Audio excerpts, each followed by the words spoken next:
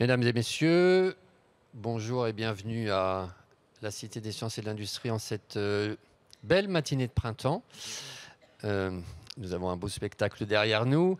Nous sommes ce matin réunis pour vous présenter la première édition du Baromètre de l'Esprit Critique, une production Universcience en collaboration avec La Croix et France Info. L'Esprit Critique est pour nous un sujet important. Important pourquoi? Nous vivons dans un monde dans lequel l'information est partout, dans nos poches. Elle n'a jamais été aussi accessible qu'aujourd'hui, à la différence des générations précédentes. Et se repérer dans un monde compliqué est pour nous un impératif. Et aider chacun à se faire une opinion de la meilleure manière possible est un impératif. Sans doute les musées aujourd'hui voient-ils leur rôle changer dans un monde qui change.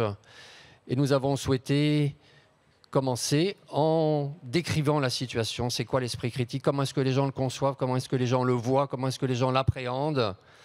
Nous faisons comme les scientifiques, on commence par collecter de la donnée et puis après on réfléchit. Après on agit. Nous avons lancé en parallèle un printemps de l'esprit critique sur lequel on pourra revenir. En tout cas, première édition d'un baromètre qui en connaîtra d'autres, bien évidemment, qui nous permettra de suivre sur moyenne durée, sur longue période, l'évolution de ces grandeurs qui sont soumises au débat public, évidemment pour nous, mais aussi pour tous ceux que le débat démocratique intéresse, que l'évolution de la connaissance passionne, que ce soit les partis politiques, par exemple, dans une période électorale, les journalistes, les scientifiques eux-mêmes, les associations, bref, tous ceux que l'esprit public et le bien commun passionnent. Je ne vais pas être plus long. Merci d'avoir accepté notre invitation ce matin. Nous avons une dense série de présentations et sans tarder, je passe la parole à Thomas Huchon, que je remercie d'être avec nous ce matin. Thomas, je vous donne mon micro. Merci Bruno. Alors, le micro porte un masque, je vais donc enlever le mien. Bonjour à tous, merci d'être ici ce matin. Pour commencer, avant d'écouter les brillants intervenants qui vont venir exposer leur point de vue sur cette question de l'esprit critique, eh bien, on va essayer de revenir sur cette fameuse étude et essayer de vous dire ce que l'on peut en déduire.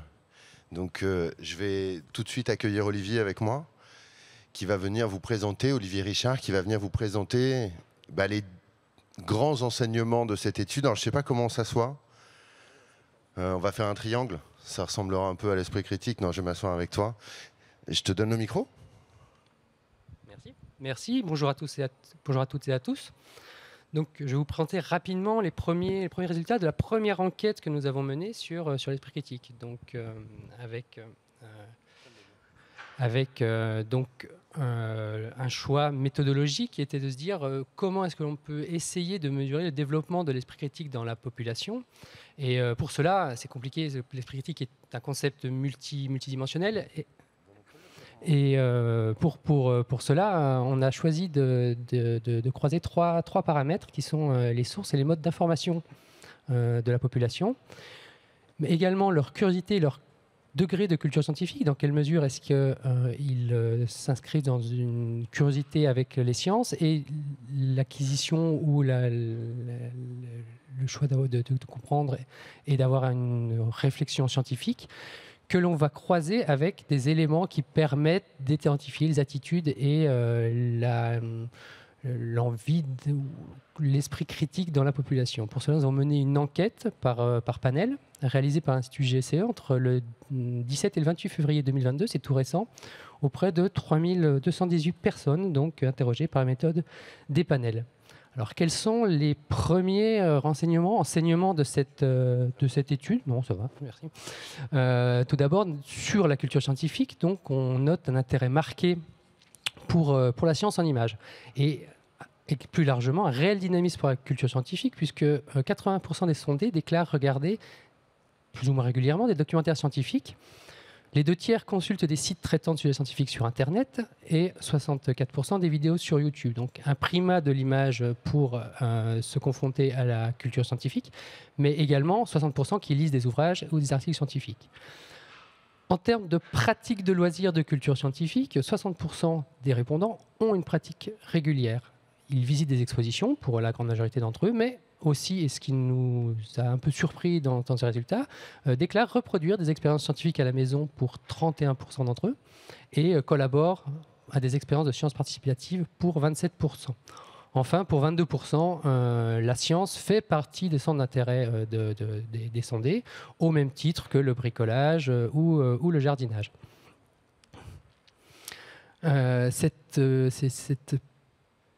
Ces modes d'information scientifique des répondants nous permettent déjà de dresser une première typologie en 5 catégories selon leur fréquence et la diversité d'informations et de médias utilisés pour s'informer sur les sciences. Avec les passionnés tout d'abord, qui, plus que les autres, s'informent et lisent souvent et sur un nombre de supports diversifiés, jusqu'aux plus éloignés de ces informations scientifiques, voire les réfractaires, enfin cette catégorie de population qu'on a appelée réfractaire, qui déclarent ne jamais lire aucun sujet scientifique, ni jamais s'intéresser à chercher de l'information sur ces sujets.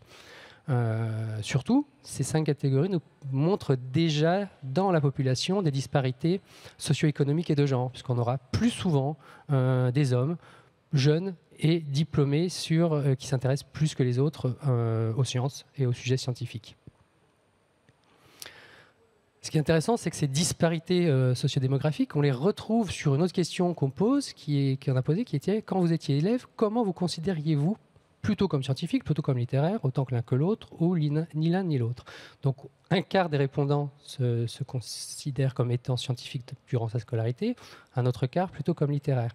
Et là encore, on retrouve une disparité entre les gens, l'âge et le niveau de diplôme, où plus souvent, les hommes jeunes diplômés se déclarent comme ayant été scientifiques au cours de leur scolarité. Ce qui nous intéresse avec cette question, c'est elle fait partie d'une enquête qu'on menait régulièrement sur la curiosité scientifique des Français, dont la dernière édition en 2012 a été réalisée avec le CREDOC, donc la même, et c'est pour ça qu'on a ces chiffres sous le petit nom du CREDOC. Donc à la même question, il y a 10 ans, on a approximativement les mêmes répartitions entre scientifiques et littéraires, mais également, quand on regarde il y a 10 ans les disparités sociodémographiques, on retrouve également des hommes, on retrouvait déjà des hommes jeunes et plutôt diplômés parmi ceux qui se considéraient comme scientifiques. Donc cette permanence de cet intérêt pour les sciences interroge, et aujourd'hui on est quand même au stade plus de la question. Quelle image a la science auprès de la population ? Une image plutôt positive, puisque la majorité voit la science comme permettant de développer de nouvelles technologies utiles à tous, de mieux comprendre notre monde, d'améliorer nos conditions de vie. Dans ce qu'elle permet de faire, on a un large consensus qui est nettement moins partagé lorsque l'on interroge la population sur ce qu'est la science. Et notamment si pour 80% des sondés, la science doit douter de tout ce qui n'a pas encore été prouvé, on a plus de la moitié des personnes interrogées qui pensent que les théories scientifiques ne sont que des hypothèses parmi d'autres. Donc, quand on interroge plus finement sur ce qu'est la science ou les mécanismes de la production scientifique, on a quand même plus de diversité sur les réponses. On a également posé la question de la confiance dans la parole relayée, notamment suite à l'épisode de l'épidémie de Covid. Et donc, les répondants ont une confiance affirmée pour les médecins et les scientifiques, d'abord et avant tout. Viennent ensuite les journaux scientifiques et la sphère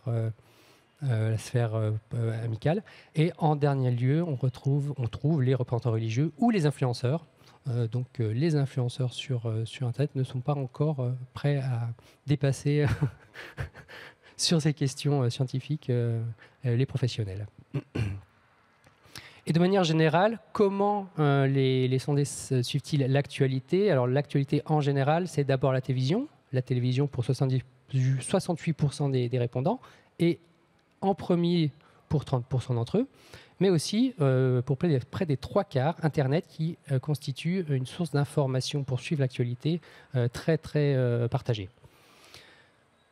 Pour les sujets scientifiques, par contre, priorité est accordée aux médias traditionnels, émissions de télévision et de radio d'abord, les journaux, et les sites Internet arrivent loin derrière, avec seulement 25% des personnes qui déclarent suivre l'actualité sur les sujets scientifiques via Internet. Ces modes d'information générale permettent également de construire des typologies qui nous serviront ensuite pour mieux comprendre dans quelle mesure ça participe à la construction ou au développement d'un esprit critique. Et là, nous avons une typologie en quatre catégories, avec d'un côté les gens qui s'informent essentiellement via la télé, mais d'autres plus jeunes, plus diplômés, qu'on retrouve sur tous les canaux d'information. Et enfin, les deux dernières plutôt sur les sites de PQR et les agrégateurs d'infos. L'esprit critique dans tout ça. Donc on note quand même un appétit de débat et d'ouverture aux autres. Vraiment une volonté de se confronter. Pour 73% des répondants, ils déclarent débattre, ou en tous les cas discuter, souvent de temps en temps, sur des sujets de société ou scientifiques. Majoritairement, pour 64% d'entre eux, dans des sphères privées, en famille ou entre amis, et de manière moins importante, 28% dans une sphère professionnelle et 20-22% dans des sphères publiques. Et pour 80% des répondants, il est important de prendre en compte un maximum d'opinions sur chaque sujet. Là encore, on retrouve des disparités d'âge, de diplôme et, ce qui nous intéresse, l'appétence pour les sciences. Les gens qui se déclaraient plutôt scientifiques pendant la scolarité déclarent plus que les autres débattre ou discuter sur ces sujets dans des sphères privées ou professionnelles. Et lorsque l'on croise, par exemple, notre première typologie des modalités d'information scientifique entre nos passionnés qui s'informent sur beaucoup de canaux et fréquemment jusqu'aux plus éloignés de ces sujets de culture scientifique, on remarque que plus que les autres, cette appétence pour les sciences encourage le débat, que ce soit entre amis et également dans la sphère professionnelle et sur les réseaux sociaux. Donc ce lien entre culture scientifique, curiosité scientifique, alors démarche scientifique, c'est une question qui reste à trancher, semble influencer en tous les cas ce goût pour le débat et l'échange et l'altérité, ce qui nous semble très important. Et lorsque l'on l'interroge sur ce qui constitue l'esprit critique, là encore, quand on présente une liste de différentes composantes de ce que peut être l'esprit critique ou de compétences liées à l'esprit critique, là encore, on retrouve ce goût pour les sciences, pour les passionnés ou ceux qui déclarent avoir la science comme centre d'intérêt dans leur loisir, qui, plus que les autres et plus fréquemment, citent ou se positionnent par rapport à ces compétences autour de l'esprit critique. Alors tous ces résultats sont encore un peu bruts. À 9h du matin, je pense que ça peut être un peu... C'est peut-être un peu... voilà, au petit déjeuner. Néanmoins, on continue encore de travailler sur ces résultats pour mieux comprendre comment identifier les indicateurs les plus pertinents, lesquels devront être affinés, puisque les travaux à venir seront d'identifier ces indicateurs pertinents pour construire le format barométrique de cette étude qui sera reconduite régulièrement pour les suivre tout au long des différentes passations du baromètre et avoir, dans 3-4 ans, commencer à avoir une vision dynamique de ces indices de développement de l'esprit critique dans la population française. Merci beaucoup. Merci beaucoup. Alors, on va pas vous faire languir plus longtemps. On va appeler nos intervenants à nous rejoindre. Alors, tout d'abord, Charlotte Barbier. Donc, vous êtes doctorante en sciences de l'éducation. Vous avez écrit une thèse, développer l'esprit critique au collège. Et vous êtes aussi, ce qui colle un petit peu à certains éléments de ce baromètre, une vulgarisatrice scientifique sur Internet, en particulier sur YouTube. Et je ne me trompe pas en disant que cette chaîne s'appelle La Langue de Chat. Les langues de chat, effectivement. Les Langues de Chat, mais sans T à la fin de chat. Oui. Asseyez-vous. Merci. Bienvenue parmi nous. Isabelle Ferroc-Dumez, donc vous êtes directrice scientifique et pédagogique du CLEMI. Le CLEMI, c'est le Centre de liaison pour l'éducation aux médias et à l'information. Et vous êtes aussi enseignante en sciences de l'information et de la communication à l'Université de Poitiers. Pas de fake news pour l'instant ? Pas encore. Asseyez-vous comme vous le souhaitez, ouais. Et on appelle aussi à nous rejoindre Antonio Gomez da Costa, qui est le directeur de la médiation scientifique et de l'éducation à Universcience. Bienvenue Antonio. Et moi, alors oui, je vais quand même vous dire qui je suis. Moi, je m'appelle Thomas Huchon, je suis journaliste, réalisateur de documentaires. Et sans être un spécialiste de l'esprit critique, je suis un spécialiste de la désinformation. Et pour repérer la désinformation, l'esprit critique n'est pas toujours inutile. Et donc, j'essaierai non pas de parler, mais de donner la parole et de laisser nos brillants intervenants répondre à un certain nombre de questions.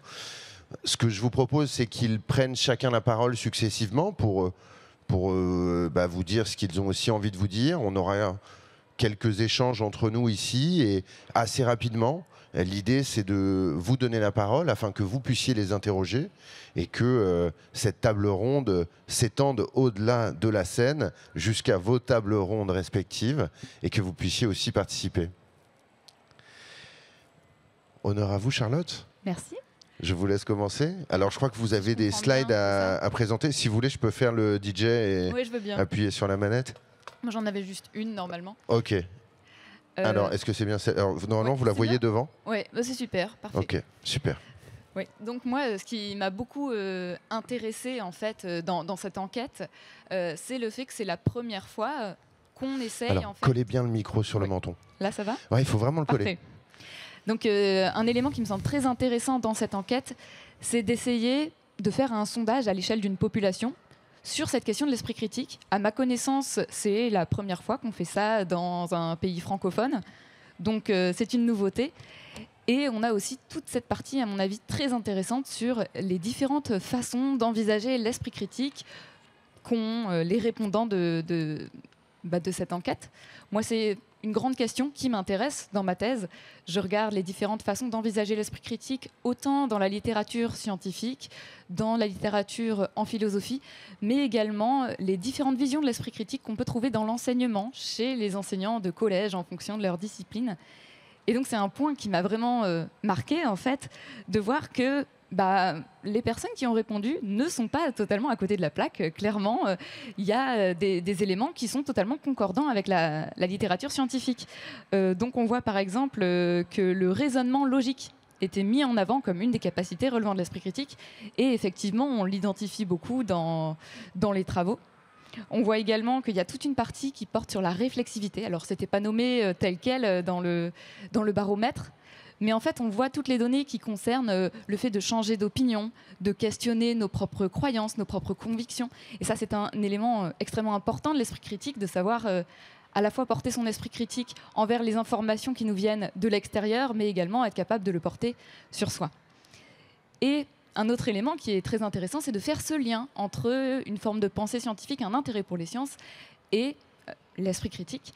Et justement, en fait, sur la slide que j'avais proposé de montrer, c'est un travail en fait auquel j'avais participé, qui essayait justement de faire ces liens un peu conceptuels. En fait, pour l'école de la médiation, ici à Universcience, et coordonné par l'association Efficience, on était un groupe de jeunes chercheurs qui a fait une synthèse commentée sur les recherches actuelles autour de l'esprit critique afin d'identifier des éléments qui peuvent être utiles pour les médiateurs et médiatrices scientifiques. On a essayé d'identifier des formes de défis, des formes aussi d'éléments de connaissances scientifiques qui peuvent aider. Par exemple, le rapport aux croyances, l'utilité de parler un petit peu d'épistémologie avec les publics pour à la fois développer une curiosité scientifique, mais également mieux comprendre ce qu'est la science et ainsi avoir une forme d'esprit critique sur les sciences. Merci beaucoup. Bien, on va continuer ce petit tour de table au démarrage avec Isabelle. Alors, peut-être que vous avez quelque chose à nous partager ? Oui, alors il y a beaucoup d'éléments très intéressant dans ce que vient de proposer Charlotte. Alors moi déjà, je voulais faire une petite précision d'où je parle, puisque je pense qu'un certain nombre de nos interlocuteurs ici ne connaissent pas forcément le Clémy. Et l'idée de développer l'esprit critique par l'éducation aux médias et à l'information, c'est évidemment une question qui peut interroger. Ça ne va pas de soi, hein. Il n'y a pas forcément de l'esprit critique à chaque fois qu'on fait de l'EMI. Et est-ce qu'à chaque fois qu'on fait de l'EMI, de l'éducation aux médias et à l'information, on travaille l'esprit critique ? Pas toujours. Donc je pense que c'est important de faire une petite précision pour savoir pourquoi on peut travailler avec ce support de l'éducation aux médias et à l'information qui n'est pas une discipline, qui est une compétence transversale, et pour qui on le fait au niveau du Clémy et de quelle manière. Donc rapidement pour préciser, le Clémy c'est le Centre pour l'éducation aux médias et à l'information, mais historiquement cet acronyme c'est le Centre de liaison de l'enseignement et des médias d'information. Et aujourd'hui c'est un service de réseau Canopé qui est un opérateur de l'éducation nationale, du ministère de l'Éducation nationale. Donc on n'est pas une association de médiateurs scientifiques, donc c'est important de le dire. Et avec une mission de service public pour former les personnels éducatifs et les enseignants. Autre mission de service public, c'est de produire des ressources éducatives et pédagogiques. Et on le fait envers 3 publics. Alors, un public de niche peut-être hein, par rapport à cette étude. Donc, on ne voit pas forcément parmi les répondants qui est enseignant et quelle est la vision de l'esprit critique par des enseignants. Il y a des études en cours qui se font sur cette question, notamment par un groupe de travail du Conseil scientifique de l'éducation nationale auquel j'appartiens, sur justement qu'est-ce que c'est que l'esprit critique pour les enseignants. C'est aussi une question intéressante. Donc nous, évidemment, on travaille pour les former en produisant des fiches info, hein, qu'on appelle des fiches info, pour les faire monter en compétences sur certaines questions. Notamment, il y en a une là qui peut apparaître au slide pour travailler sur la géodata, la data visualisation. Hein, on a vu dans l'étude qu'on rentrait aussi dans la science par l'image. Et évidemment, c'est un média privilégié par les jeunes. Donc, c'est important aussi de former les enseignants sur ces médias-là, sur ces nouvelles images. Et c'est ce qu'on se propose. Le deuxième public, c'est évidemment, qui va apparaître si on arrive, c'est évidemment les élèves. Hein, proposer des fiches pédagogiques pour les mettre en activité. L'EMI, c'est une pédagogie active. C'est évidemment lire des textes, lire des images qui portent sur des objets scientifiques, mais aussi apprendre à en produire, parce qu'on sait que nos jeunes, aujourd'hui, ils publient sur Internet, ils publient sur les réseaux sociaux. Donc, on leur propose des supports assez ludiques, des jeux immersifs, voilà, des vidéos, des choses comme ça. Et puis, le troisième public, et ça, c'est un nouveau public pour le Clémy, c'est de s'adresser aux familles. Et là, on touche au grand public, des familles qui n'ont pas été, qui ne sont pas des enseignants, qui ont une vision de l'esprit critique, de l'éducation aux médias parfois un petit peu floue. Et l'idée, c'est de les accompagner pour qu'ils puissent comprendre les pratiques médiatiques informationnelles de leurs enfants, qu'ils puissent aussi les pousser à développer un esprit critique par rapport à ça. Et on a également produit des ressources type guide, pratique et une série télé, La famille tout écran, dans l'idée, de façon très ludique, de sensibiliser à des questionnements parfois problématiques sur l'usage du numérique, des écrans par les enfants. Donc voilà, là, on voit aussi la famille tout écran sur le slide. Vous pourrez peut-être reconnaître cette fameuse famille, 3 enfants qui est envahie d'écran comme on l'est tous. Et voilà un peu notre travail. Alors pourquoi l'éducation aux médias et à l'information peut permettre de développer l'esprit critique ? Je voulais un petit peu aller sur cette question. Et comment on le fait ? Eh bien, on le fait dès la maternelle. Et on le fait avec des tout petits, parce qu'on se rend compte qu'aujourd'hui, l'information, elle est plus complexe à saisir. Elle est augmentée par le numérique. C'est de l'actualité, c'est des documents, c'est aussi de la donnée. Hein. On voit très bien que sur Internet, les algorithmes nous orientent vers tel ou tel type d'information. Et aujourd'hui, le système informationnel, il est certainement plus complexe qu'il y a 30 ans, qu'on a créé le Clémy. Il est dérégulé.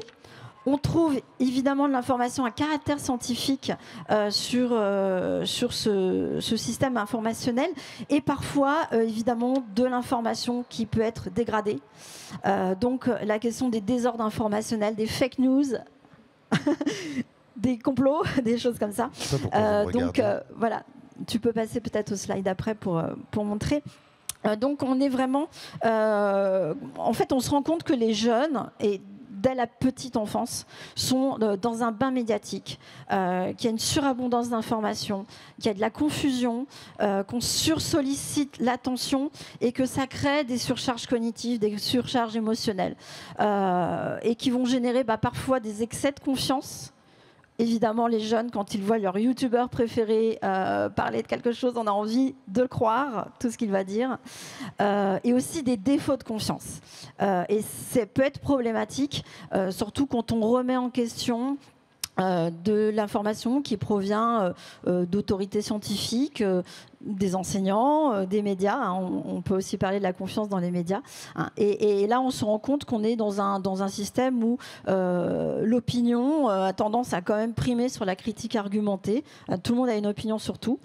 Et on est aussi sur une inflation de l'émotion, des biais cognitifs. Donc au niveau du CLEMI, quand on fait de l'éducation aux médias à l'information, ce qu'on cherche à faire, c'est de développer une pensée autonome chez les élèves, les collégiens, les lycéens, mais aussi les plus jeunes, d'être critiques face à l'information et de leur proposer de mettre à distance cette information qui vient à eux, qu'ils ne reconnaissent pas toujours comme de l'information et qui n'est pas toujours de l'information aussi, et aussi une maîtrise des dispositifs socio-techniques. Donc récemment, et là on passe au dernier slide, le CLEMI s'est intéressé à l'information à caractère scientifique parce qu'il y a une demande aussi assez nouvelle des professeurs de sciences.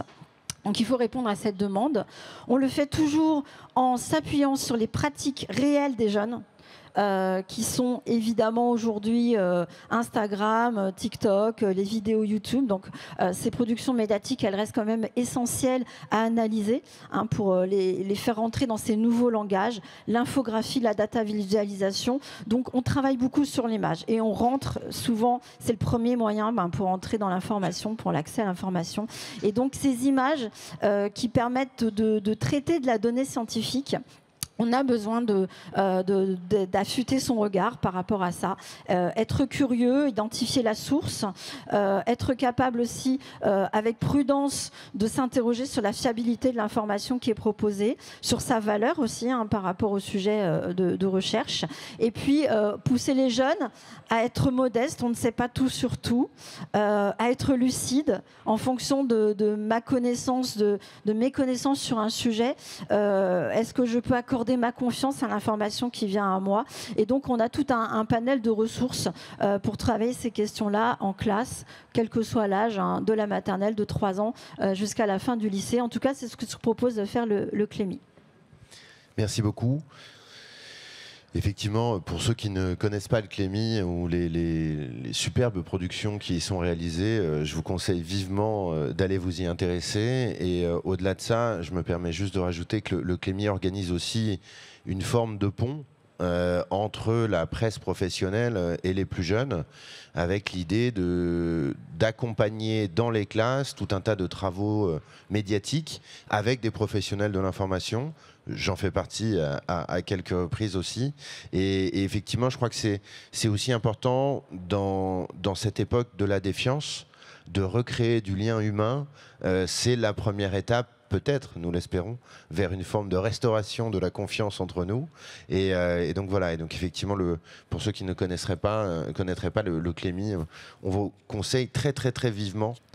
Antonio. Okay, bonjour. Nous, ici, à l'Univers Sciences, nous nous intéressons beaucoup à ces questions d'esprit critique et c'est ça que je voulais un peu mettre en exergue.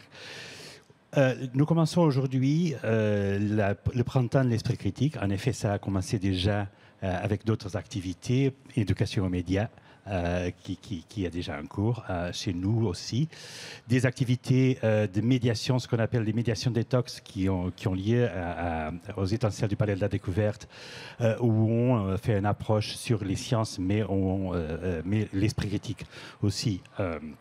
L'éducation à l'esprit critique dans ses actions et des rencontres professionnelles pour discuter comment on peut vraiment mettre l'esprit critique dans nos activités. Le printemps de l'esprit critique, c'est quelque chose qu'on tient à cœur dans la communication scientifique. C'est un grand défi pour les communicateurs de sciences. Et en effet, on appelle ça le printemps de l'esprit critique. C'est un début des activités qui ne se terminera pas à l'été et qui va continuer, bien sûr, dans le futur.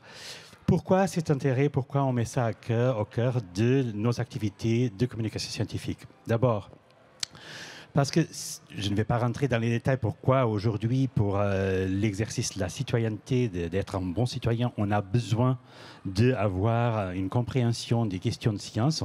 Il suffit de penser un peu à toutes ces questions de santé publique et d'environnement, par exemple. Et pour le faire, il faut être capable de raisonner d'une façon critique et avec des instruments et de critique aussi, et avec une compréhension des questions de science.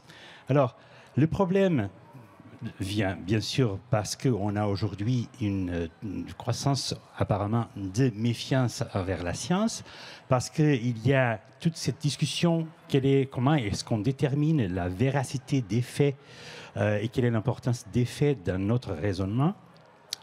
Mais le défi, je voulais dire, est double.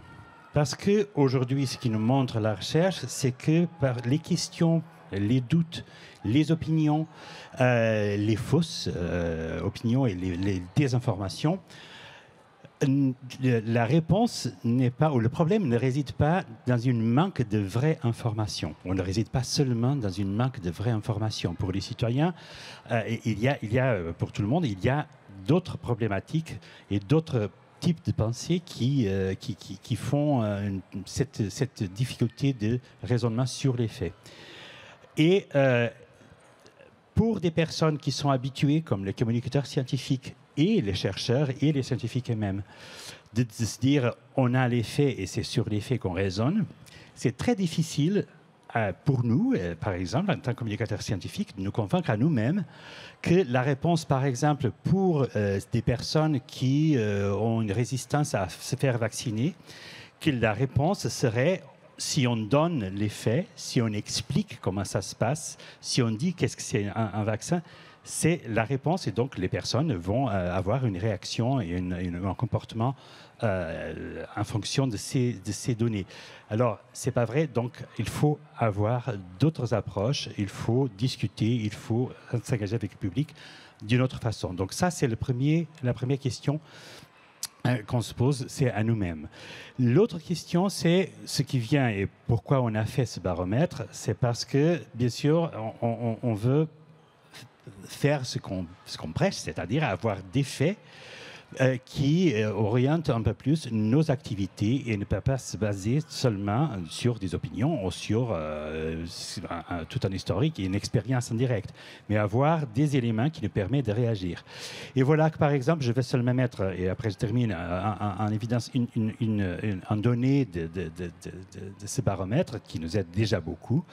C'est que, par exemple, on sait que pour parler des questions problématiques ou des questions un peu plus polémiques, par exemple, liées à la science, on parle encore une fois des questions d'environnemental, des questions de santé, la question du nucléaire, par exemple, qui va être une question très chaude dans pas mal de temps.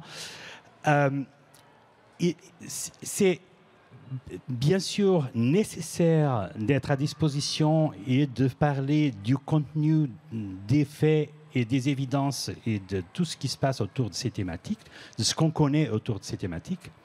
Mais c'est aussi efficace et nécessaire de parler comment on sait ce qu'on sait, c'est-à-dire de parler de la démarche scientifique. Or, ce qui nous montre, par exemple, ce qui nous indique ce baromètre d'ores et déjà, c'est que même si, bien sûr, et on est très heureux de le vérifier, il y a un engagement et une participation très, très large du public sur les questions scientifiques, en même temps, il y a des réponses qui nous montrent, oui, Mais est-ce qu'il y a une vraie compréhension de la démarche scientifique? Et par exemple, la réponse qui nous dit qu'une théorie scientifique n'est qu'une hypothèse parmi d'autres et qu'il y a une majorité des répondants qui disent que ça c'est vrai, ça nous montre qu'en même temps qu'il y a un intérêt par la science, il y a une incompréhension de comment la science marche. Et c'est exactement la démarche scientifique et comment on valide les faits. Et donc voilà déjà quelque chose qui va orienter certainement d'une façon très précise nos actions dans le futur. Et je m'arrête là. Merci beaucoup Antonio. Alors, Alfred Savy disait que bien informés, les hommes sont des citoyens, mal informés, ils redeviennent des sujets. Est-ce que, pour commencer cet échange entre vous, on pourrait essayer de construire une définition de ce qu'est cet esprit critique que nous appelons tous de nos voeux? Ouais, c'est pas facile pour démarrer. Mais... sur la définition, il y en a plusieurs. Alors déjà, il y a deux termes. Esprit qui peut poser problème. Qu'est-ce que ça veut dire l'esprit quand on parle plutôt derrière d'une attitude, je pense, de curiosité, de modestie, de lucidité, et puis de compétences. Être capable d'aller rechercher une information, d'identifier la source, de croiser. Donc on n'est pas forcément toujours sur une idée d'esprit, mais plutôt d'une idée de compétence. Et puis critique, c'est quand même un mot qui est compliqué, parce que l'esprit critique, c'est pas l'esprit de critique.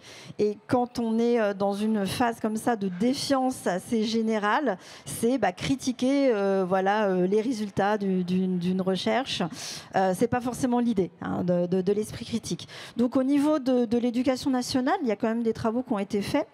Notamment, il y a une belle infographie qu'on trouve sur EduScol qui essaye de préciser à la fois les éléments d'attitude qu'il faudrait avoir pour avoir de l'esprit critique, et également les compétences. Donc je trouve que c'est assez intéressant de dire que ce n'est pas un doute systématique, mais c'est un doute méthodique. Il faut appliquer une méthode pour vérifier ça. Et puis au niveau du conseil scientifique et du groupe de travail qui travaille l'esprit critique, on a essayé de voir une définition. Et donc, la définition qui est restée, c'est la capacité à évaluer la qualité de l'information et à bien calibrer sa confiance. Évidemment, les informations ne sont pas 100% fiables. Il y a des questions scientifiques pour lesquelles on n'a pas encore de réponse. Donc, on tâtonne. La science est en work in progress. Et de fait, c'est important par rapport à son niveau de connaissance et par rapport à l'expertise de la source de dire à quel niveau je vais pouvoir donner ma confiance. Avec une échelle de confiance, peut-être, ça peut être un outil intéressant à travailler avec les jeunes et se dire, là, je peux placer ma confiance sans trop de risques.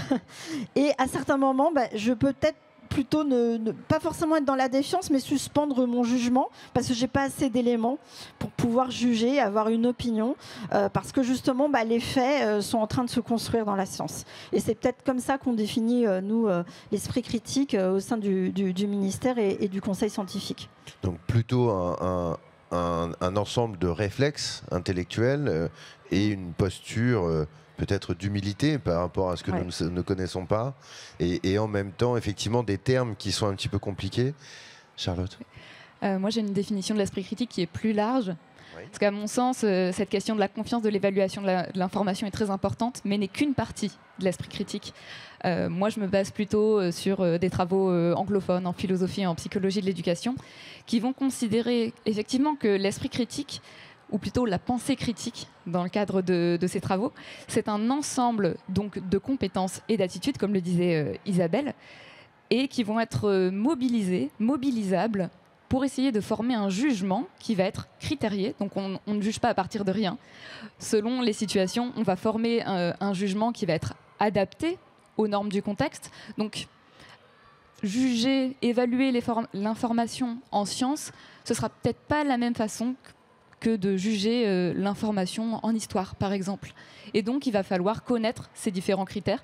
Ça va être lié aussi aux questions des différentes méthodes. La méthode historique et les méthodes en sciences naturelles, c'est pas exactement les mêmes choses. Et c'est aussi pour ça que c'est important aussi, à mon avis, d'avoir ces questions aussi des disciplines, notamment dans le cadre scolaire, de bien comprendre dans quel domaine est-ce qu'on se trouve. Et donc, ce jugement qui va être formulé, on le fait pour essayer de prendre une décision sur ce qu'il faudrait croire ou ce qu'il faudrait faire. Et je pense que ce qu'il faudrait faire, il est aussi important. Là, on parlait des questions climatiques, des questions des vaccins. Bah, ce qu'il faut faire, c'est important. Parce que c'est pour ça que la question de la confiance et de l'évaluation, à mon sens, elle est importante, mais elle est un peu limitée parce que si, par exemple, après avoir évalué les informations, on se rend compte que on n'est pas trop en confiance par rapport à certaines informations médicales, ça ne nous dit pas ce qu'on doit faire. Et là, il y a aussi ce pas de plus, à mon sens, qui est important à prendre en compte. Et donc, dans les compétences, il y a aussi cette question d'être capable de formuler un jugement aussi, de justifier son opinion. Donc, l'esprit critique ne s'oppose pas à l'opinion. C'est plutôt, ça s'oppose, on va dire, aux idées reçues, au bon sens, au sens commun, au café du commerce, l'opinion qu'on n'a pas réfléchie. C'est au contraire l'opinion qui est justifiée, l'opinion qui essaye de s'appuyer sur des données, sur une réflexion approfondie, sur des critères, sur des arguments. Et donc, il y a aussi toute cette question finalement d'esprit critique qui est actif. On n'est pas seulement dans la réception des informations, dans une posture défensive, je repère les erreurs, je repère les biais, mais aussi comment je construis ma pensée. Merci beaucoup. Antonio. Bon, je crois que nous sommes tous d'accord que l'esprit critique, c'est un ensemble de deux choses. C'est un positionnement intellectuel et c'est des compétences pour être capable d'évaluer d'une façon continue, on va le dire, les données, les faits, les évidences, entre guillemets, qui sont devant nous. Donc, je voulais tout simplement mettre l'accent pour moi pour une chose que c'est très important d'avoir toujours en tête quand on parle d'esprit critique, c'est qu'on a une tendance à parler de l'esprit critique comme une capacité d'analyser quelque chose qui nous est extérieur. Les faits, les news, etc. Mais il y a un point de départ essentiel, c'est la capacité de nous mettre à nous-mêmes, d'avoir un positionnement, c'est de nous mettre à nous-mêmes et nos convictions et ce qu'on pense connaître, de les mettre en permanence en évaluation, en test, et être capable de changer d'avis si les évidences sont des évidences qui mettent en cause ce qu'on croit. Et ça, pour ça, je voulais tout simplement dire, par exemple, le rapport à la science dans tout ça, on pourrait dire d'une façon un peu simpliste, mais de toute façon, que la science et la démarche scientifique est en effet une méthodologie, une méthode de mettre collective d'exercice d'esprit critique. Et il y a quelque chose qui est très curieux qui montre cet esprit et ce positionnement, c'est que, par exemple, si aujourd'hui, il y avait des faits, des expériences qui mettaient en cause, par exemple, la théorie de la relativité, on peut le croire que les physiciens et les scientifiques, d'une façon générale, seraient très enthousiastes avec cette nouveauté qui met en cause ce qu'ils connaissent. Parce que c'est comme ça que c'est vraiment qu'évolue notre connaissance. Donc, cette disponibilité et même volonté de mettre en permanence ce qu'on connaît un test et d'être ouvert à tout changement, c'est pour moi la base de l'esprit critique. Bah, écoutez, je rajouterais peut-être deux petites formules qui sont empruntées à Gérald Bronner. L'esprit critique, c'est être capable de penser contre soi-même, et c'est aussi se méfier de ce que l'on a envie de croire. Dans cette espèce de bordel dans lequel nous sommes aujourd'hui, confrontés à une multitude d'informations en permanence, sur une multitude de canaux, une multitude de supports que nous ne comprenons pas toujours très bien, on en vient, et Antonio, tu l'as rappelé, à un chiffre, moi, qui m'a un petit peu bouleversé quand même dans cette étude, et en même temps qui, pour passer beaucoup de temps à observer ce qui se passe sur les réseaux sociaux, ne me surprend pas complètement. 53% des gens qui ont répondu expliquent que eh bien, la science est une opinion comme les autres. Alors, comment est-ce que, selon vous, cette espèce de dualité posée au XXIe siècle entre les faits et les opinions, eh bien, comment est-ce que, en matière de science, on peut arriver à trier le bon grain de livret, à arriver à trouver des solutions pour que nos opinions soient basées sur des faits et les faits ne soient pas tordus par nos opinions? Ouais, c'est toi qui commences pour une fois. Ok. D'abord, une chose qu'il faut peut-être qu'on met en perspective, c'est que la situation qu'on analyse aujourd'hui, ce n'est pas une situation nouvelle. C'est pas quelque chose qui est une nouveauté aujourd'hui, qu'on a des questions de croyances qui prennent d'ampleur et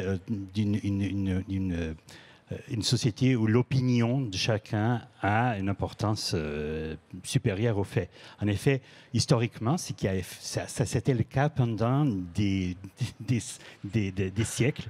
Et c'est avec la science et les Lumières qu'on a changé la perspective et le mode de pensée. Donc, la nouveauté dans l'équation, c'était l'apparition de la science comme une forme de raisonnement et de validation pour des actions.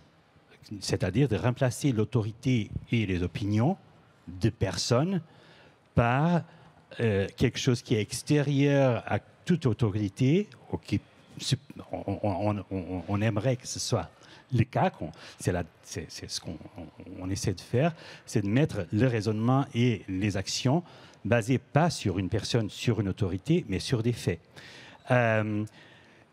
Et je crois que ce qui se passe aujourd'hui dans toute cette question et les réponses, par exemple, dans ce baromètre, ce qu'il nous montre, c'est que vraiment, peut-être qu'on a un échec aujourd'hui et qu'il faut corriger cette démarche, c'est qu'on a insisté soit dans le système d'éducation, soit dans la communication scientifique d'où je parle, on a insisté à faire passer et à communiquer les connaissances. Et on n'a pas réussi, on n'a pas investi énormément, soit dans l'éducation, soit dans la communication scientifique, à faire comprendre et à exercer et à être capable d'utiliser un raisonnement et une méthode de raisonnement basée dans une démarche scientifique, par exemple. Et c'est ça qui fait la différence. Donc je crois que dans ce baromètre, par exemple, on a vraiment une dualité. C'est quand on parle de science, probablement, dans l'esprit de la plupart des personnes qui répondent, c'est la connaissance des faits scientifiques. Mais ce qui est certainement plus important encore pour l'esprit critique, c'est comment on sait ce qu'on sait et qu'est-ce qu'on ne sait pas encore.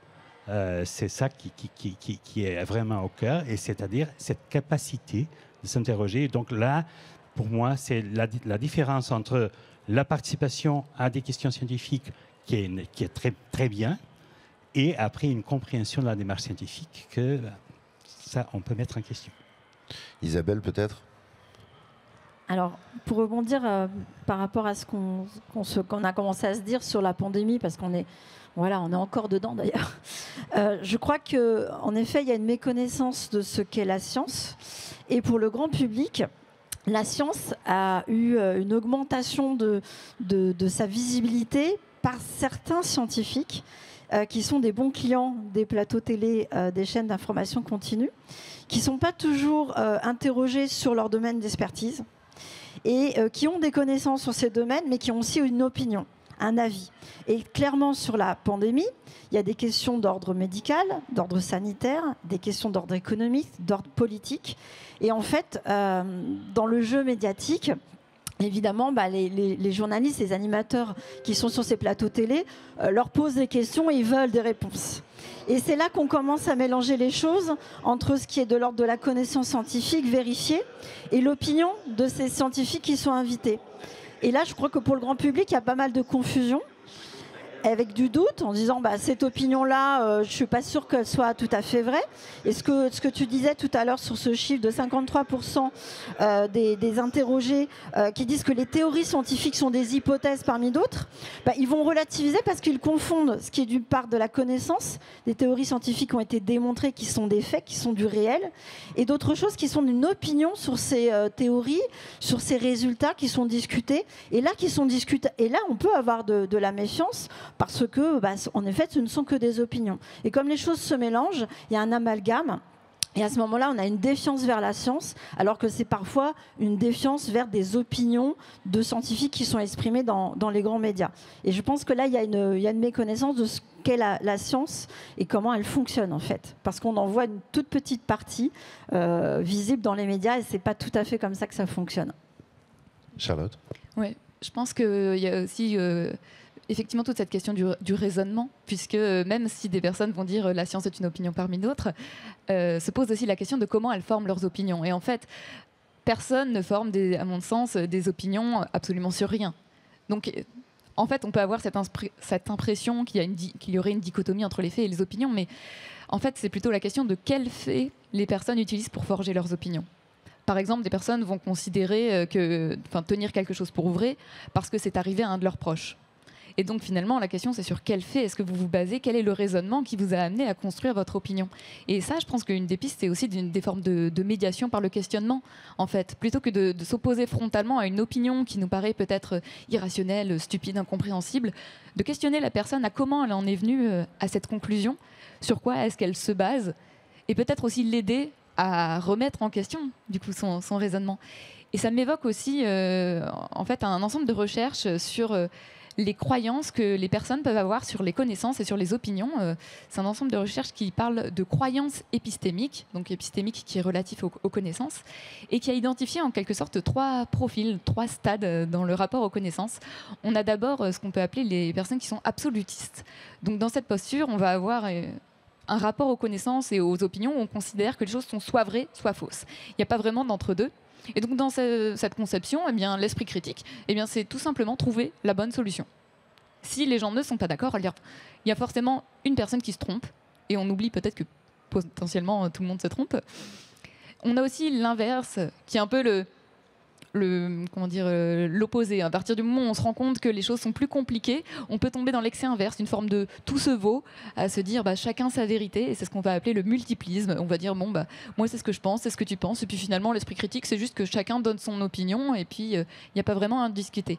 Et une position réellement critique, en fait, correspond plutôt à une position qu'on va appeler évaluatiste ou évaluativiste, c'est-à-dire qu'on va considérer que chaque opinion, chaque connaissance, en fait, doit être évaluée en fonction de critères de pertinence, qu'on est plutôt dans le domaine du vraisemblable, en fait, et qu'on n'est jamais dans quelque chose de 100% vrai, comme en science, en fait. On va avoir des théories qui sont appuyées par un ensemble de données, par un ensemble d'hypothèses qui sont corroborées, mais on ne peut jamais affirmer que quelque chose est certain à 100%. À part peut-être en mathématiques éventuellement, mais c'est tout. Alors, Umberto Eco disait que les réseaux sociaux ont donné à des légions d'imbéciles l'audience de prix Nobel. La pandémie nous a confrontés à quelque chose auquel on n'était peut-être pas préparé, c'est qu'il y a des prix Nobel, des grands chercheurs qui ont pris la tête de ces légions d'imbéciles. Dans cet exercice dans lequel on a tous été un peu confrontés à une manière de construction scientifique en direct, tu le rappelais, sur les plateaux télé, dans nos journaux, aussi sur Internet.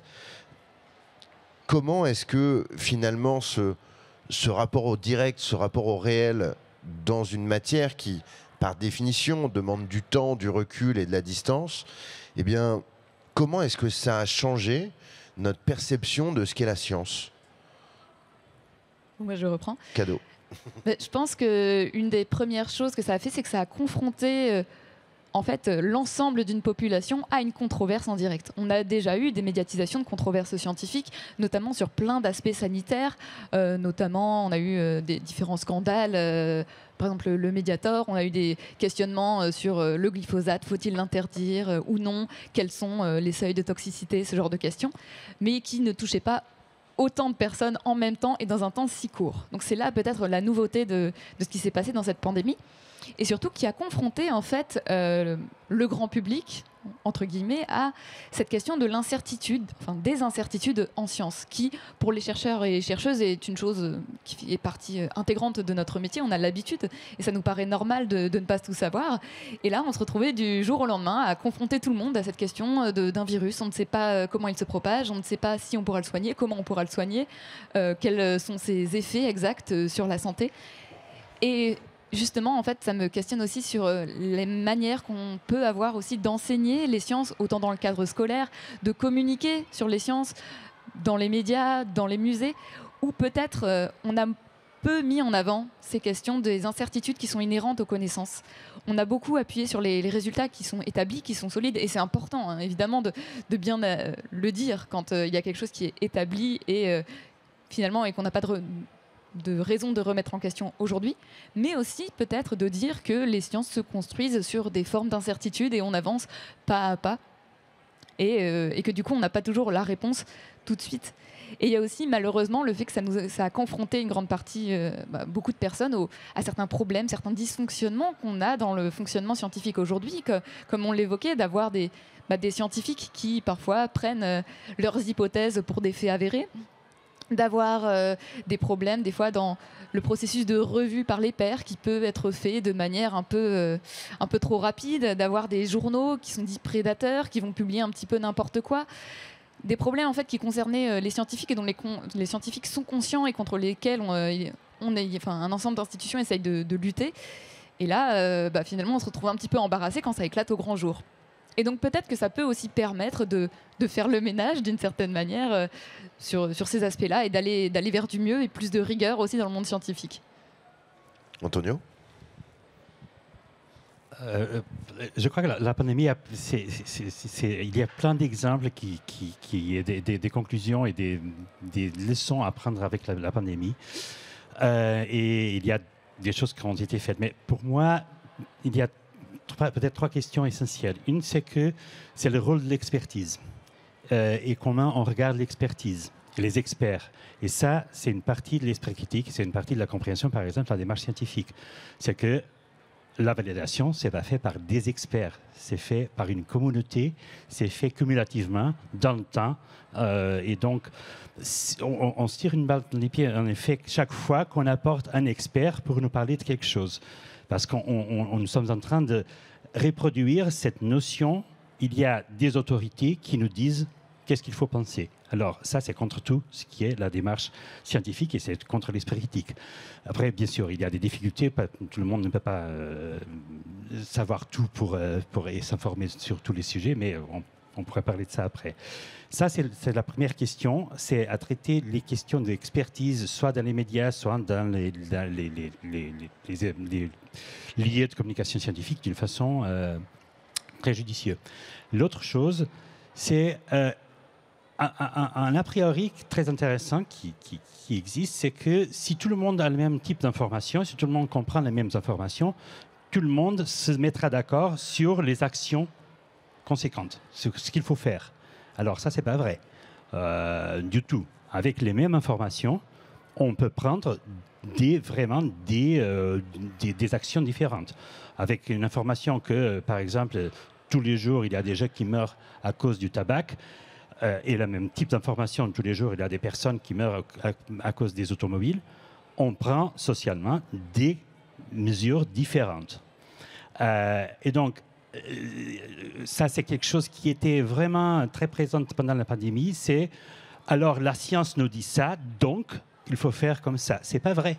La science nous dit ça, c'est vrai. Après, les actions à prendre, surtout les actions politiques, sociales, éthiques à mettre en place, ça, c'est une autre chose complètement qu'il ne faut pas refuser les données. Il faut travailler avec les données et les faits scientifiques, mais ce n'est pas unique l'intéressant sur lequel ça pointe.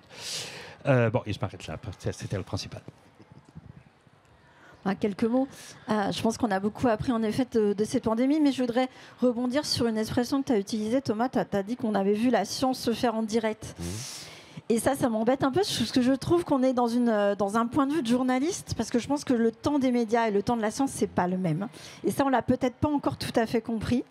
Parce que voilà, sur un plateau télé, sur Internet, on pose une question, on va avoir la réponse tout de suite, et des réponses très franches, parce qu'un intervenant qui dit « je ne sais pas », ça n'intéresse pas le journaliste. On a envie qu'il dise quelque chose.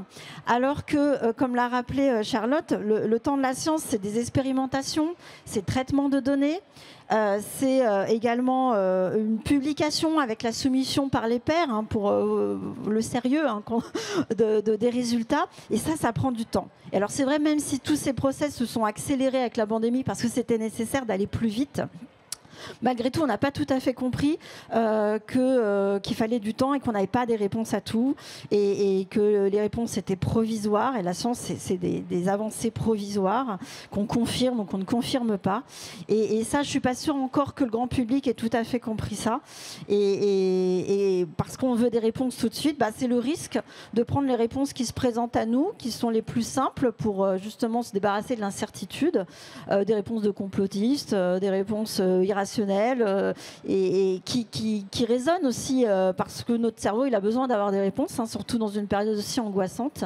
Et là, je suis pas sûre qu'on ait tout à fait tiré la leçon de ce que c'est que le temps de la science, comment ça fonctionne, parce qu'en fait, on a vu la science que par un exposé médiatique et il y a un décrochage, on dirait, des temporalités, quoi. Effectivement, alors je parlais pas tant des réponses données sur les plateaux télé que du fait qu'on a découvert une maladie et son vaccin dans un temps très court finalement, et que dans ce temps-là, on n'a peut-être pas eu le temps de faire cette vulgarisation. Mais ta remarque m'amène à une question suivante qui sera pour toi d'ailleurs. Ben voilà, tu vois, tu m'as cherché, tu vas me trouver. Hein, en fait, est-ce que c'est encore possible aujourd'hui de dire je ne sais pas? C'est fondamental. Il faut être capable de dire à certains moments, j'ai pas assez d'éléments, je suspends mon jugement. Je ne peux pas forcément avoir une opinion. Alors je ne sais pas, c'est je n'ai pas de connaissances. Et c'est aussi, je n'ai pas d'opinion sûre. Il y a deux choses derrière le je ne sais pas. Donc je crois que justement avec les élèves, c'est important de leur dire que dans la science, on est capable de dire je ne sais pas. Dans les médias, on n'est pas toujours capable, ce que je le disais tout à l'heure. Mais un enseignant peut dire aussi, je ne sais pas, je n'ai pas la réponse, on va chercher ensemble, on va voir si la science a des réponses là-dessus, provisoires. Et il faut accepter de gérer cette incertitude, des choses qui sont imprévisibles. On a vu aussi qu'il y a des rebonds d'épidémie, on croit que c'est fini, et puis ça recommence, etc. Donc je crois que c'est essentiel d'être encore capable de dire je ne sais pas. Je ne sais pas. Non, en fait, parce que je ne sais pas, parce que ça dépend du on, ça dépend beaucoup aussi des situations. Justement, quand on est invité, un peu comme là, on l'est un peu en tant expert à venir discuter d'un sujet, il y a une situation sociale qui fait que c'est compliqué, en fait, de juste répondre « je ne sais pas ». Pour un enseignant, peut-être que le rapport va être différent, de répondre à une question d'élève en disant « je ne sais pas », mais aussi en disant « mais je vais me renseigner ». Il y a aussi ça, des fois, selon la situation, de ne pas rester sur ce « je ne sais pas » quand en fait on pourrait savoir. D'expliquer aussi pourquoi on ne sait pas. Est-ce que je ne sais pas parce qu'à cet instant, en fait, j'ai pas les connaissances, mais je vais me renseigner et je vais revenir vers vous, élèves, pour qu'on essaye d'en discuter? Ou est-ce que je ne sais pas parce qu'on n'a pas les connaissances aujourd'hui? Et c'est aussi intéressant de savoir pourquoi on ne les a pas. Est-ce qu'on n'a pas les connaissances sur tel sujet parce qu'il est trop complexe? Est-ce qu'on ne les a pas parce que des fois la question est mal posée et en fait on ne peut pas y répondre?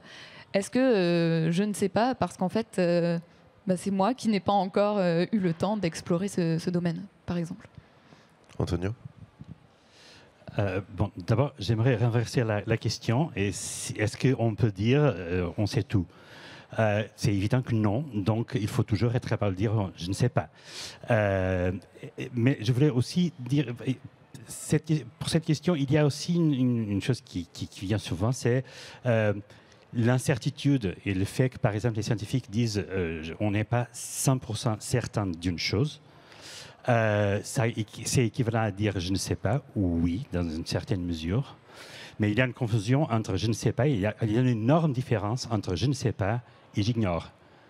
Le fait de dire je ne sais pas, c'est pas une ignorance, au contraire, c'est une connaissance. On connaît bien les limites de ce qu'on sait et ça fait partie de la connaissance. C'est-à-dire, quand je dis il y a 20% de possibilités que ça ne se passe pas comme ça, c'est pas ignorance, c'est au contraire de connaître bien de ce qu'on parle.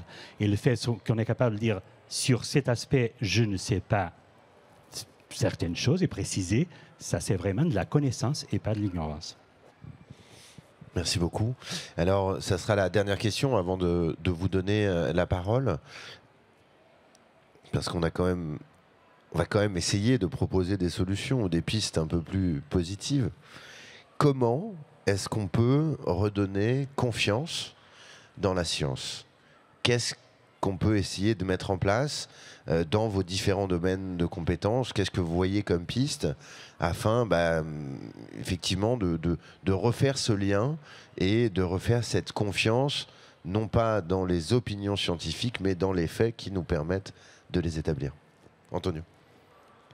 Bon, d'abord, je dirais que, et je parle du point de vue de communicateur de sciences et d'institution qui est engagé pour la communication de sciences, c'est de changer un peu la perspective et le focus de notre action, de transmettre des faits et de faire les gens apprendre la science, mais et de changer ça pour faire nos visiteurs et les personnes avec lesquelles on travaille d'utiliser la science. Ça, c'est essentiel. Ce n'est pas d'apprendre la science, mais d'être capable de l'utiliser.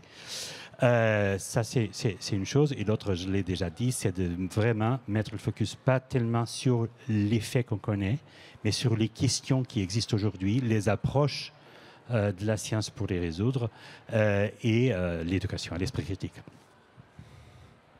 Charlotte. Oui, je pense que le premier pas, c'est aussi de comprendre d'où vient l'éloignement des sciences. On a vu qu'il y avait des publics qui étaient un peu éloignés, et essayer de savoir est-ce que c'est un simple désintérêt, est-ce que c'est une méconnaissance, ou est-ce que c'est une forme d'hostilité par rapport aux sciences. Parce que selon cette attitude, on n'aura pas du tout les mêmes actions. Des publics qui sont éloignés des sciences, je pense que pour ces personnes, ce qu'il faudrait faire, c'est aller vers elles, en fait. On peut pas, si ces personnes sont déjà éloignées, elles viendront pas dans les centres de culture scientifique. Ça, c'est un résultat un petit peu constant. Et de comprendre comment elles se sont retrouvées éloignées. Parce que parfois, c'est aussi des publics qui se sont retrouvés exclus des sciences, qui s'y intéressaient. Il y a des études, par exemple, sociologiques sur les enfants qui montrent, je pense à la sociologue Clémence Perronnet qui a étudié ça, des enfants qui sont très intéressés par les sciences à l'école primaire, autant les garçons que les filles, peu importe les classes sociales. Et en fait, au fur et à mesure de leur scolarité, ils s'en désintéressent. Ils ont l'impression qu'en fait, les sciences, c'est pas pour eux, parce qu'on leur envoie un ensemble d'images qui les éloignent des sciences. Par exemple, en leur montrant toujours que le scientifique est une personne isolée, que le scientifique, c'est forcément un homme, une personne qui a des capacités intellectuelles surhumaines. Et donc, les personnes, face à peut-être à ces représentations des sciences, s'en retrouvent un petit peu exclues en disant « mais c'est pas pour moi ». Et donc, revenir aussi avec une image peut-être plus inclusive aussi des sciences pour leur dire « c'est aussi pour vous ». Et leur permettre aussi de vraiment les comprendre. Que ce soit une confiance qui ne soit pas dogmatique, où on leur dit « je suis un sachant, les sciences savent, vous ne savez pas, écoutez-nous », mais plutôt on va discuter, je vais essayer de vous expliquer ce qu'on sait et essayer de vous faire comprendre comment on sait ce qu'on sait. Alors moi je trouve que les résultats de l'étude sont plutôt optimistes sur cette question. Je pense que la confiance n'est pas perdue dans la science, elle est un peu altérée parfois. Et je crois que ce qu'on peut faire, c'est en effet remettre en avant certaines valeurs comme la curiosité. On dit que la curiosité est un vilain défaut. Ben non, pas du tout. C'est un défaut essentiel, une belle qualité, la curiosité. Il faut être curieux du monde, il faut être curieux de tout ce qui nous entoure. Et je pense qu'il faut aller sur ce levier-là. Et puis également, alors là, je dirais sur l'éducation aux médias et à l'information, évidemment, c'est-à-dire aller sur la prudence aussi. Et c'est ce qu'on appelle la vigilance épistémique, le terme qu'on a utilisé tout à l'heure. Et c'est de voir que, en fait, notre accès à la science et aux résultats scientifiques passe beaucoup par les médias. Et que les médias ne se reposent pas forcément sur des données scientifiques qui sont fausses, mais il y a des données qui sont travaillées avec un angle, avec parfois des traitements médiatiques qui ne sont pas toujours justes. Il y a des erreurs dans les représentations graphiques, dans les infographies qu'on voit partout. Et nous, ce qu'on essaye de faire au niveau du CLEMI, c'est de voir que ce n'est pas forcément la donnée scientifique et la science qui se trompent, mais c'est la façon de le représenter qui va aiguiller l'opinion. Et c'est ça qui est discutable et c'est ça sur quoi on doit s'appuyer pour éduquer. Donc éduquer aux médias, éduquer à cette information pour voir véritablement que la science ne se trompe pas forcément, qu'on peut faire confiance, mais pouvoir rentrer dans ce langage-là, c'est pas à la portée de tout le monde. Donc c'est ça qu'on essaie de travailler avec les élèves et d'être dans cette vigilance épistémique. Attention, voilà, qu'est-ce qu'on me dit et comment on me le présente surtout. C'est plutôt comme ça qu'on travaille. Merci beaucoup. Alors, je crois qu'il y a un micro qui se balade. La parole est à la salle. Excusez-moi, je vais dire plusieurs choses parce que je pense qu'il y a quelques problèmes qui ont été soulevés et qui, à mon avis, n'ont pas été tout à fait vraiment approfondis. Alors, d'abord, je voudrais dire que je fais des ateliers de développement de l'esprit critique depuis quelques années. Avant, je faisais des ateliers de philosophie pour enfants. Et une des choses qui me manque dans cette pratique, c'est de rencontrer d'autres personnes qui font ce genre de choses. Voilà, donc je lance un appel, je ne sais pas où. J'ai cherché, je n'ai jamais rencontré des gens qui font ce genre d'atelier, je précise, de développement de l'esprit critique. Je ne parle pas des ateliers de la main à la pâte, ce genre de choses, ça, je sais qu'il y a beaucoup de choses. Voilà, donc un petit appel. Et maintenant, je vous propose de poser 3 petits problèmes. D'abord, une question de terminologie, parce que bien sûr, esprit critique. Voilà. Le problème, bien sûr, c'est que tout le monde a de l'esprit critique. Et je pense que dans l'étude, on n'a pas posé la question aux gens, avez-vous de l'esprit critique? Je crois que ça aurait été 100% ou 99,99%. Donc la question n'est pas d'en avoir ou ne pas en avoir. Et donc moi je suis d'accord avec madame qui dit que plutôt que esprit critique, c'est plutôt un certain type de pensée et d'activité intellectuelle qu'on met en œuvre ou qu'on ne met pas en œuvre. Alors que si on a l'esprit critique, on l'a tout le temps, à toute occasion. Et c'est évidemment pas le cas. Et pour aller très loin, bien sûr que les scientifiques, on peut imaginer qu'ils utilisent leur pensée critique certainement beaucoup plus que d'autres, mais à certains moments, ils ne l'utilisent pas comme tout un chacun. Et ils sont dans la croyance, dans l'opinion, et même parfois dans la malhonnêteté, dans des raccourcis, enfin, etc. Bon, voilà, donc ce problème de ce terme-là qui me pose problème. Deuxième chose, alors dans l'étude, la dichotomie entre scientifique et littéraire, alors là, moi, je trouve ça, excusez-moi, mais catastrophique. C'est vraiment, on en est encore là, quoi. Je veux dire, il y a les scientifiques d'un côté, les littéraires de l'autre.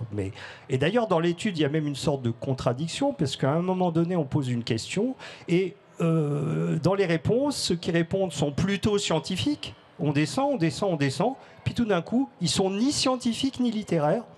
Les littéraires, ils sont nulle part. Voilà.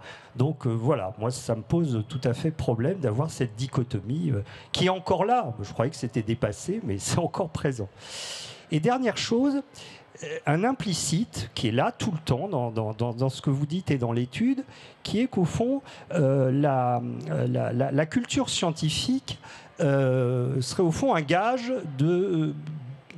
d'esprit critique. Alors je reprends la formule, en tous les cas, d'utilisation de la pensée critique.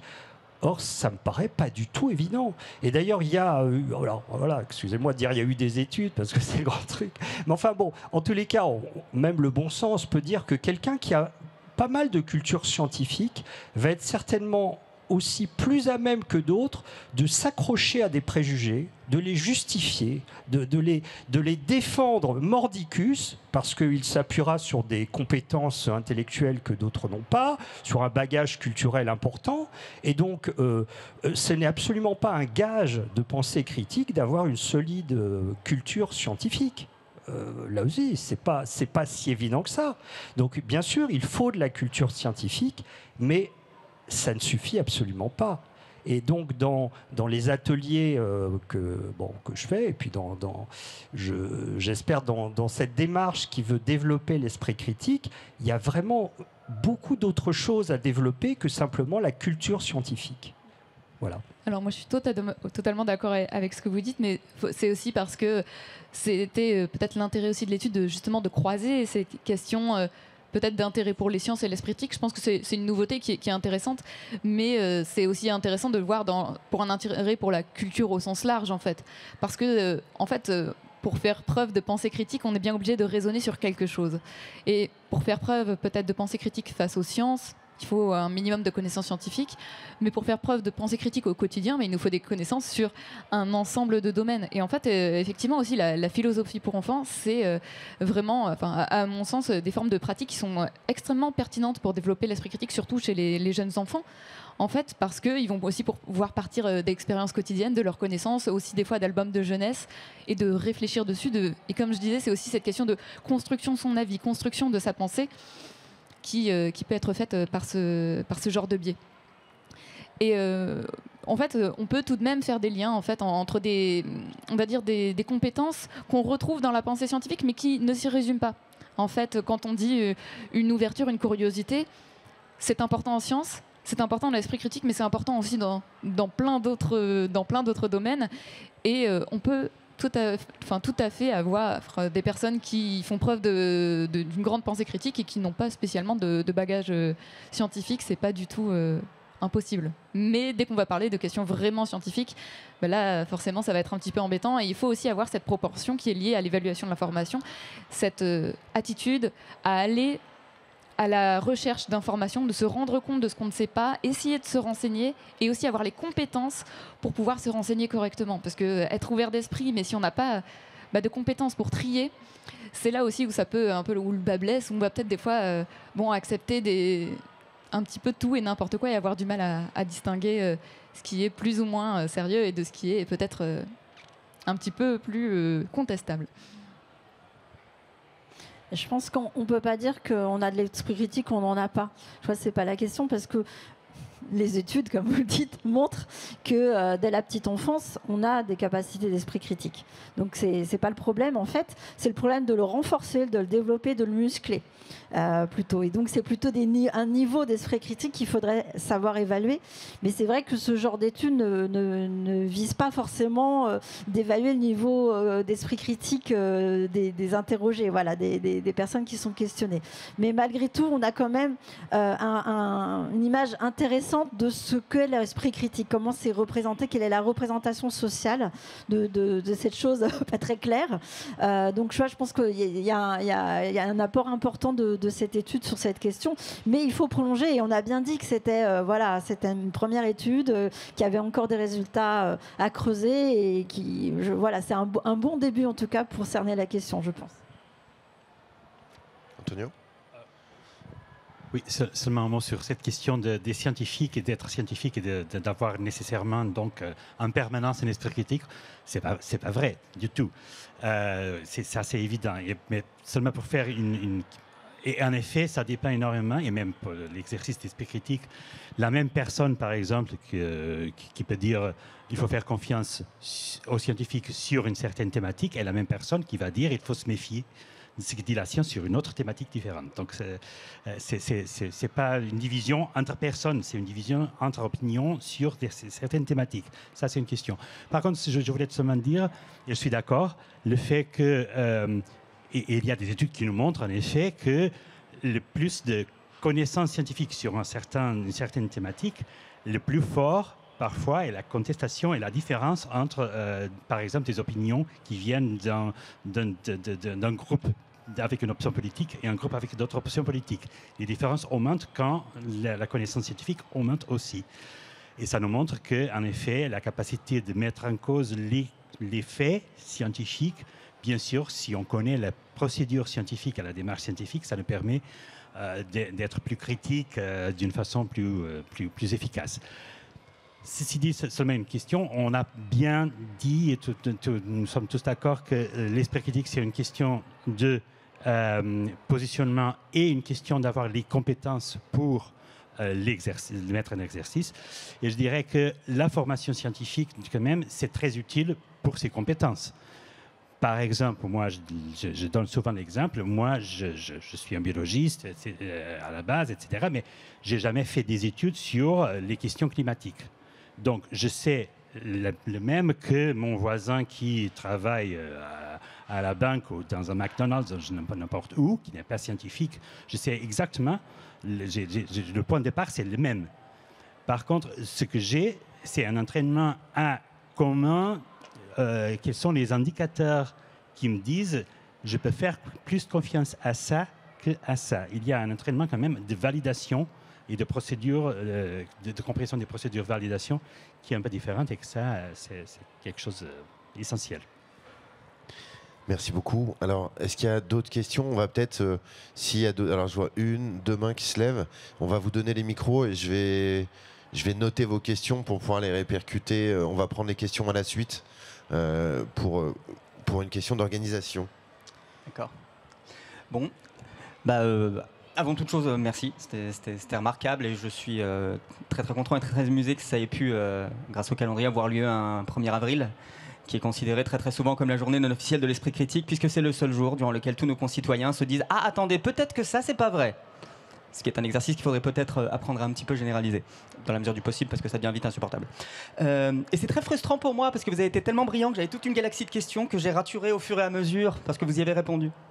Il en demeure néanmoins 2, dont une, en fait, c'est plus un approfondissement que j'aimerais bien voir, si possible. C'est sur la question du « je ne sais pas », qui pour moi est fondamentale parce qu'elle fait appel à des notions d'autorité, à des notions sociales, et aussi à des notions purement épistémiques.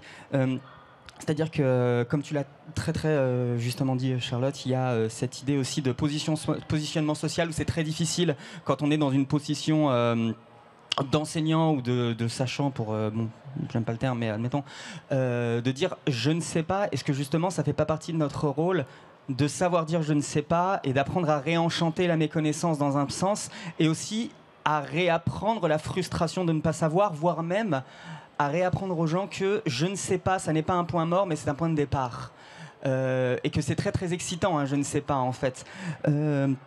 Je sais qu'en conférence, très très souvent, j'essaye vraiment de mettre un point d'honneur à dire aux gens, alors écoutez, là, je ne sais pas, vraiment, et à expliquer que ce je ne sais pas, bah, justement, il est la démonstration que quand je dis je sais, bah, peut-être que là, on peut davantage me faire confiance, parce que ça montre que, non pas je sais évaluer la qualité de mes connaissances, mais à minima, je sais placer un curseur sur ma connaissance et sur ma méconnaissance.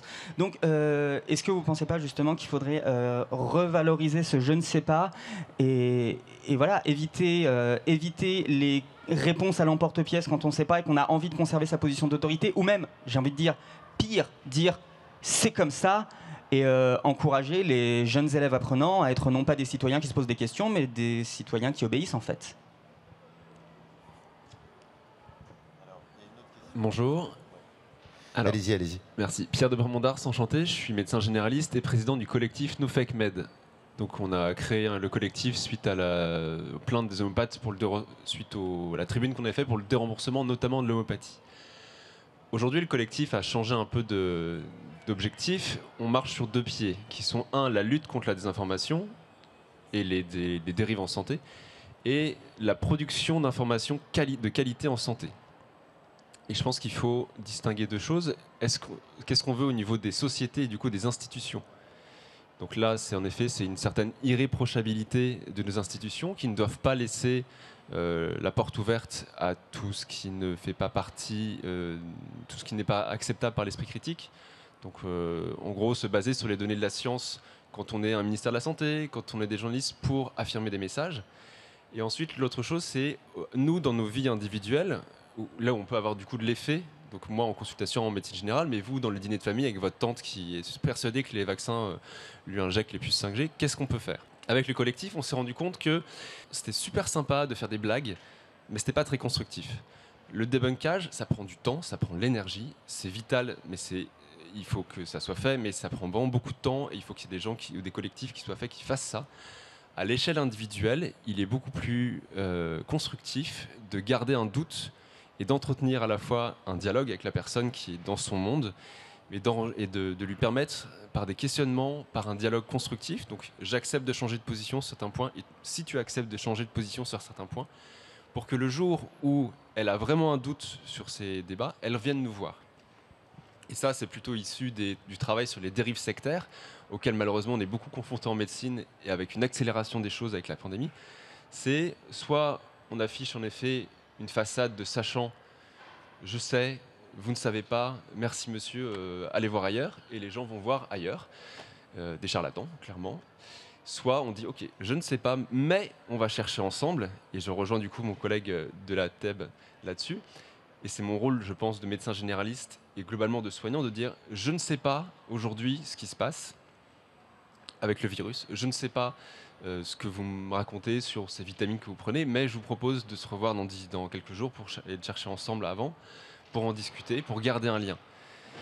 Parce que les patients qu'on voit, les personnes qu'on voit dans nos familles qui sont le plus vindicatives, qui ont le plus d'énergie à consacrer à ça, Elles le font pas parce qu'elles sont payées par des lobbies. Elles le font pas parce que elles n'ont pas d'esprit critique. Elles le font parce qu'elles sont dans des bulles informationnelles qui sont créées par notamment les réseaux sociaux, qui se sont accélérés avec la pandémie et le confinement, où les seuls liens vers l'extérieur, c'était les réseaux sociaux et YouTube, et les systèmes d'algorithmes qui enfermaient les gens dans des bulles où ils ne voyaient que certaines choses. Et ça, on l'a bien vu avec les gens qui ont dérivé, notamment sur certaines vidéos de naturopathie, où les gens se sont enfermés dans des modes de pensée, où aujourd'hui, la seule façon de les en sortir, c'est progressivement, par l'entretien d'une ligne de vie sur le doute, la confiance et l'histoire de la personne qui doit changer, qui doit évoluer. La façon dont la personne se voit, qui est du coup son identité, elle est devenue en lutte contre un système qu'elle ne comprend plus.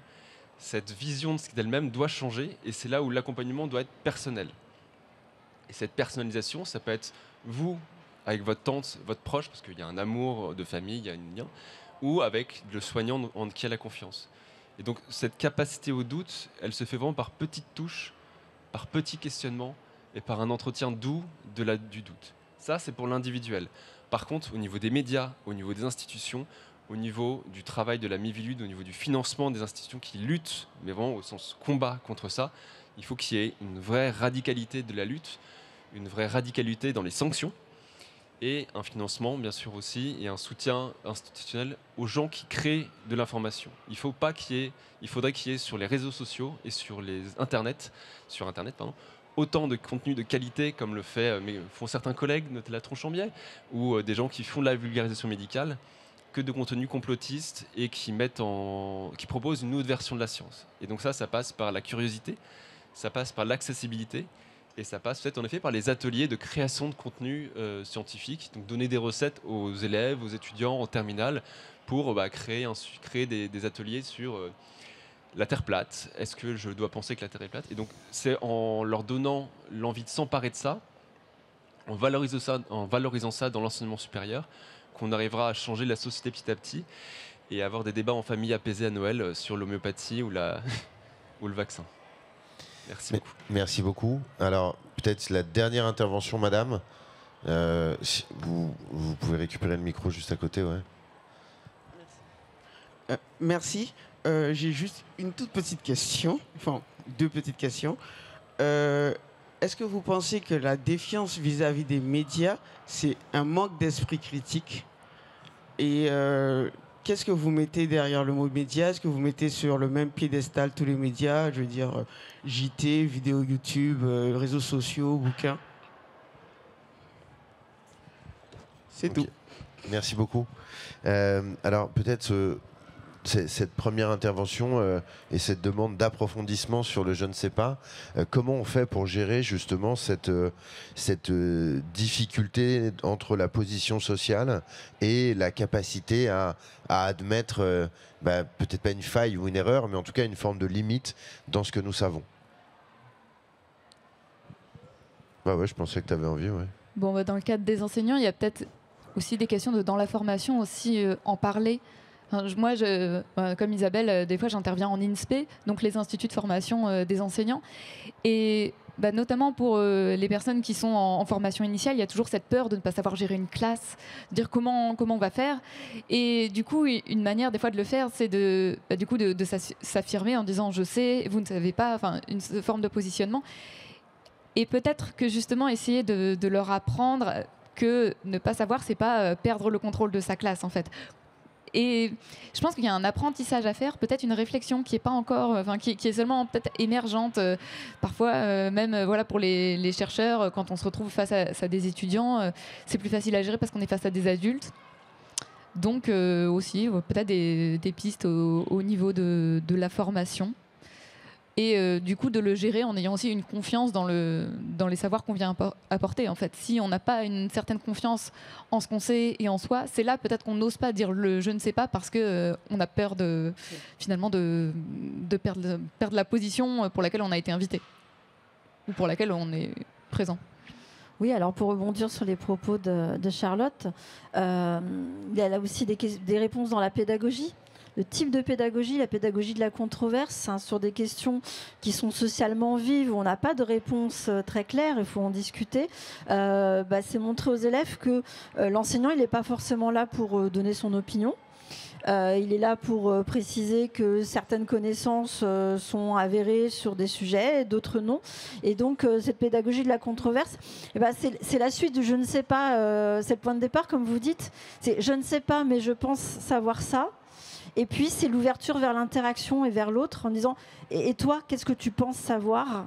Et c'est à ce moment-là qu'on va construire du savoir ensemble et qu'on va pouvoir exercer notre esprit critique. Je pense que c'est plutôt dans ce type de pédagogie qu'il faut partir pour justement avoir ce beau point de départ d'une je ne sais pas. Je rebondis avant de le donner à Anthony. Il y a aussi du coup toutes les questions des démarches d'investigation en sciences où justement on va commencer par une situation déclenchante, on le fait aussi en médiation, de dire on va partir d'un phénomène un petit peu étonnant ou alors même un phénomène des fois qu'on a déjà croisé dans notre propre vie et d'un coup se dire oui mais pourquoi qu'est-ce qui se passe et de se dire mais en fait je ne sais pas. Et d'un coup, c'est ça aussi qui déclenche la curiosité de s'étonner d'un fait peut-être qu'on a déjà croisé plein de fois et de dire mais oui mais en fait je n'ai pas compris pourquoi, qu'est-ce qui se passe. Ce que je retiens aussi dans vos différentes interventions, mais c'est aussi quelque chose qui m'est arrivé de dire dans les classes en faisant de l'éducation média ou de l'éveil à l'esprit critique, c'est que c'est pas uniquement de dire je ne sais pas, c'est aussi dire on va chercher ensemble. Hein, et donc je crois que dans cette espèce de double démarche d'accepter une forme d'humilité ou de limite à ce que nous pouvons savoir, il y a aussi, comme vous l'avez très bien dit, j'adore cette formule, hein, c'est pas un point mort mais c'est un point de départ. Non mais franchement je crois que c'est une très très bonne formule, je vais vous la piquer, hein, je vous le dis tout de suite. Et je crois qu'il y a effectivement quelque chose de cet ordre-là. C'est-à-dire que c'est aussi la capacité à remettre en place ce raisonnement scientifique, ces méthodes d'investigation et à faire de la transparence là-dessus. C'est-à-dire aussi permettre aux gens de comprendre comment on en arrive à telle conclusion. On n'y arrive pas comme ça parce qu'on a eu envie d'aller à cette conclusion-là. Il y a toute une démarche, il y a tout un tas de choses là-dedans. Peut-être Antonio, tu voudrais rajouter quelque chose sur ce point ? Non, et après seulement faire, je suis d'accord, je ne sais pas, c'est pas la fin, c'est qu'est-ce qu'on fait quand on admet qu'on ne sait pas. Mais aussi, il y a aussi une petite différence à faire parfois en se dire c'est moi qui ne sais pas ou on ne sait pas. Donc ça, c'est une autre différence importante à faire sur des sujets concrets. Alors, Madame, sur votre question, je vais me permettre, vu qu'elle s'adresse aux médias, peut-être de dire un tout petit mot tout seul, avant de vous dire que nous allons devoir terminer ces échanges dans quelques minutes. Je crois qu'il y a une différence entre la défiance et la méfiance. Et j'ai un peu peur que quand on est dans une forme de défiance, on se soit un peu éloigné de l'esprit critique. Le doute, c'est poser des questions. Le soupçon, c'est chercher des coupables. Et je crois qu'il y a justement, et c'est quelque chose peut-être qu'on n'a pas suffisamment dit non plus aujourd'hui, c'est que toutes ces fausses informations sur la science, toute cette remise en question de la science, qui la traite comme une opinion parmi les autres, c'est aussi l'œuvre de gens qui ont un intérêt à le faire. Et je voudrais rebondir sur ce que monsieur du collectif Edmen nous a dit, c'est qu'il y a aussi des entrepreneurs de cette défiance.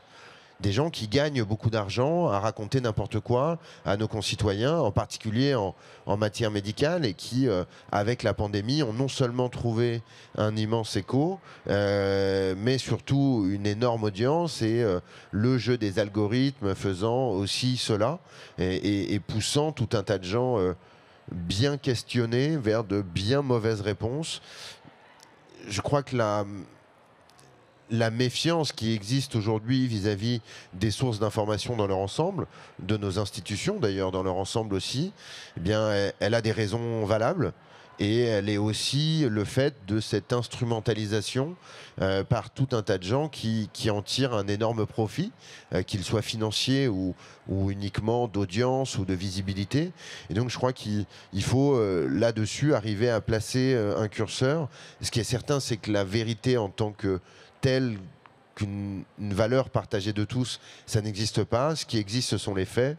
Grâce à ces faits, nous pouvons interpréter et créer chacun nos propres vérités.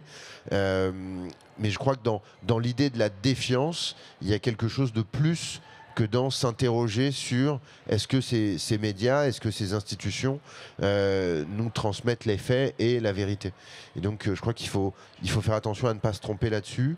La défiance pour moi, mais bon voilà, c'est quand même une forme d'absence d'esprit critique.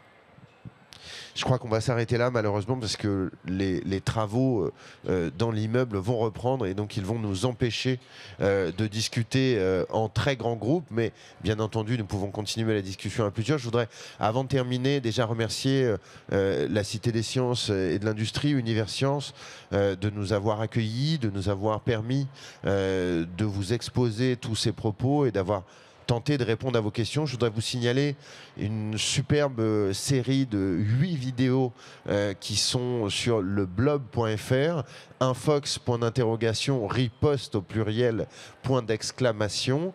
Ce sont des vidéos qui ont été créées avec Universcience et qui sont commentées par le youtubeur Thomas Gauthier. On ne peut que vous recommander d'aller y jeter un petit œil. Merci à tous de nous avoir écoutés. Merci à tous d'être venus. On vous souhaite à tous un très bon 1er avril, en espérant qu'il y ait plus de poissons que de fake news. Et n'oubliez pas que demain aussi, il faudra vérifier les informations et pas seulement aujourd'hui. Merci à vous.